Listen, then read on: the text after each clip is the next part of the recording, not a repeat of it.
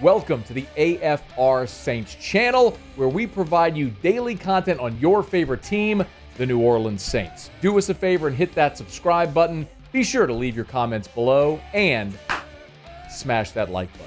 Who dat? All right, let's head out to Cali, land of sunshine, whatever they say. I don't know. Mike, how are you, man? Land of sunshine and no humidity. I think that's what they say. It was like, we can't complain about the heat today because the sun was beating down on us. I think we're all going to be sunburned because we woke up and it was still in the 60s. But yeah, I'm breathing fresher air. I'm going to go run a marathon right now. Mike, we all choose to live here, man.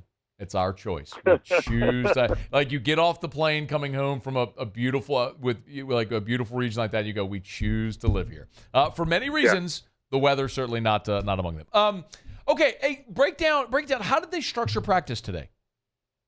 Yeah, it's a good thing we had our full team out here from New Orleans football because you had to take your pick of what you wanted to watch, and I don't even know what first choice should have been.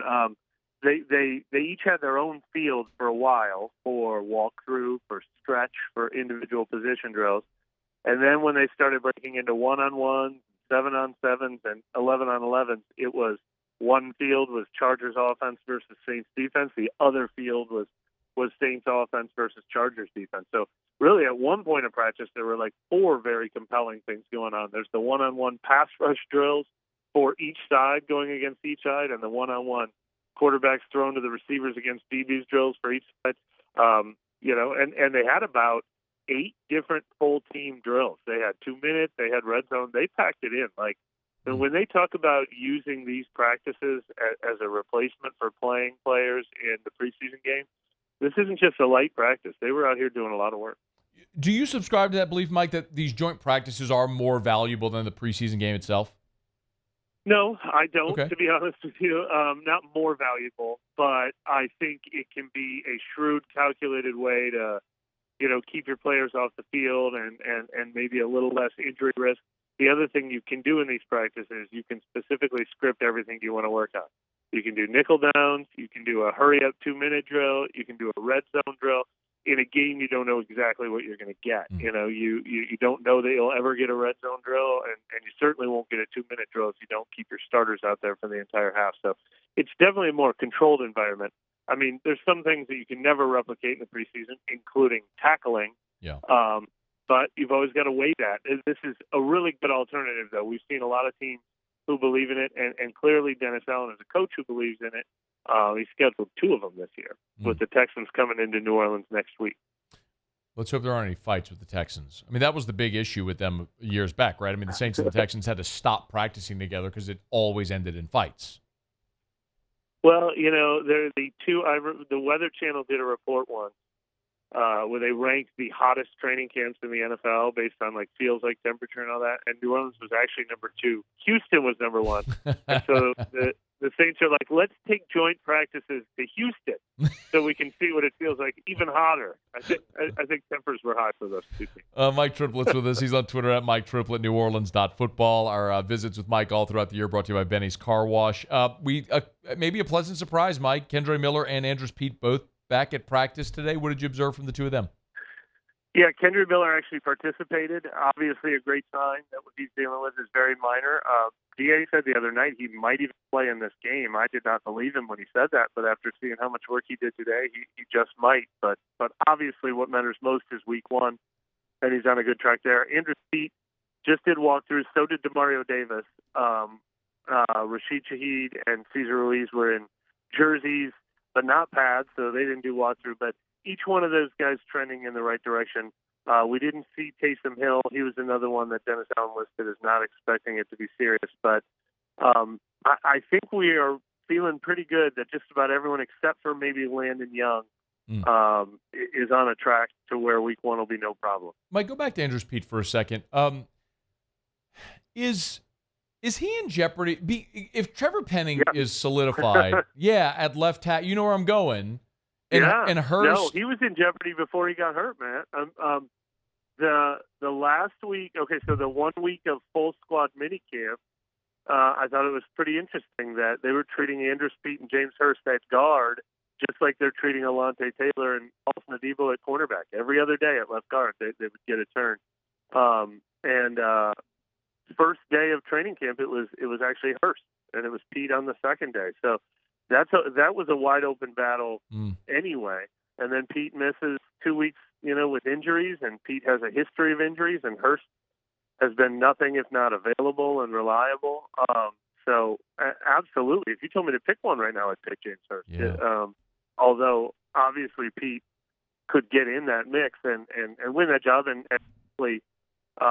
it's a cliche that I always have to make fun of it for being a cliche, but it's one that I use all the time because it makes perfect sense. It's a good problem to have because we've seen this offensive line lose guys constantly over the last couple of years. I think it's been one of the top things that's derailed this team. So if you've got James Hurst or Andrus Peat who's capable of sliding over to left tackle, left guard, maybe even right tackle if needed, and the other guy can move, it's good to have one of those guys as a really experienced six-man. What about Jimmy Graham? I watched mostly the defense today, so I can't tell you exactly how he looked today. But, I think Jimmy Graham has looked about exactly like what you'd expect from one of the most dominant offensive weapons we've ever seen, who's spent a year and a half on football and is 36 years old. Like, he moves slower. The splash plays don't come that often, but every once in a while they throw it up to him and no one has a chance to stop him from catching it. So I imagine that what he looks like on the practice field is exactly what their vision was for him, and that vision couldn't have been more than 15 snaps a game in a very specific role.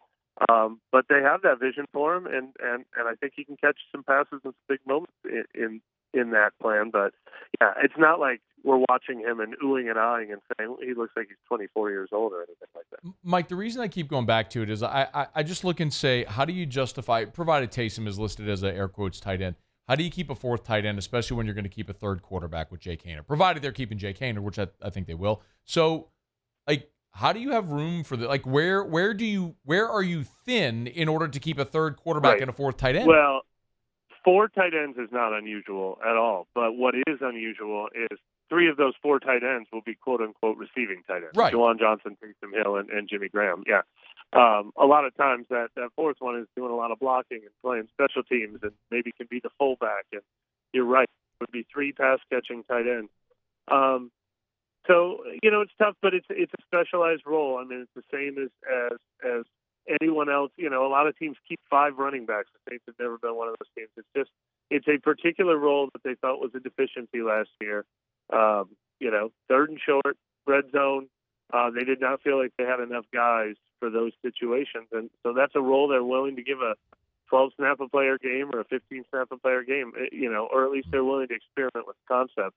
That would be at the expense of, somebody who's only on the team to play special teams or something like that, I imagine. But there are some back-end spots on this roster.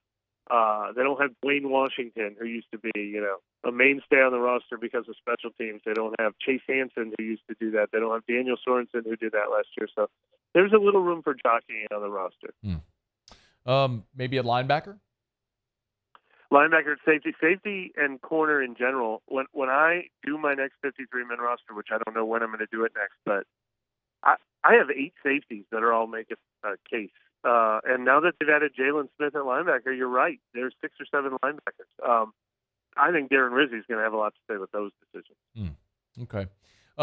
Mike, give me something or maybe a few bullet points Sunday night when they tee it up and kick it off. What are you looking for, maybe hoping to see? Yeah, I had some good ones for the last game. I even wrote a whole article, one thing for every quarter that I couldn't wait to see. This one's a little tougher to judge because I don't know who we're going to see. Okay. The ones that still come to mind, Trevor Penning. I don't know if we're going to get to see Trevor Penning go against Joey Bosa and Khalil Mack in the game, but they're going to give Trevor Penning snaps. He needs them. I mean, we've talked about this before, Matt. He's the one guy in this roster. Well, I would say him and Michael Thomas are the two guys on this roster that could be anywhere from exceptional to, disappointing. Like the gamut for what they could be is so huge. Trevor Penny could, I think at the baseline, I feel pretty good about him being out there if he stays healthy. But there's also the possibility that he gets really, really good once he gets all these snaps under his belt. So every snap he gets is worth watching. And then the same for the young guys on the defense that we'd like to see a spark from. First-round picks, Brian Brzee, Peyton Turner. Yeah. The first-round picks who are going to play in this game is probably my number one answer. He is Mike Triplett on Twitter at Mike Triplett, NewOrleans.football. Check out their Twitter. There's a great gallery of photos and videos from practice today out in L.A. Hey, thanks so much for watching. Please leave your comments. I love to interact. And be sure to hit the red subscribe button below.